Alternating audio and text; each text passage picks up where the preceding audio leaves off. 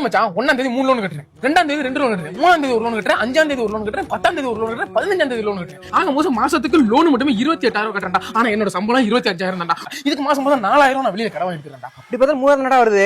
நான் ஆடு போடா, எனக்கு 1000 ரூபாய் வேணாமா? ஆடு மாடுக்கு 4,000 செலவுடா. அப்ப நான் மனுஷனா வந்துட்டு போறேன். போன் வருது.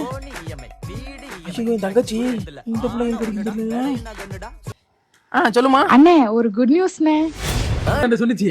என் தங்கச்சி குட் நியூஸ் இது. எனக்கு தெரிஞ்சு முடிச்சிருச்சுன்னு நினைக்கிறேன். சூப்பர்ரா. அண்ணா மூண்டேனா? சொல்லுமா. பச்சி பச்சி பச்சி பச்சி பச்சி. அண்ணா 3 பச்சி. பச்சிலாம் இல்லப்பா. எது பச்சி இல்லையா? பச்சி இல்லைன்னா என் வீட்டு வாழறே திருடி வந்து பச்சி போடுறா போண்டாவாயா? சொல்லுமா. அம்மா ஒரு 4 லோனை முடிக்கிறதா சொல்லியிருந்தாங்கல்லண்ணே. ஆமா, அந்த 4 லோனை முடிக்க எக்ஸ்ட்ரா ஒரு லோன் வாங்கியிருக்காங்கண்ணே.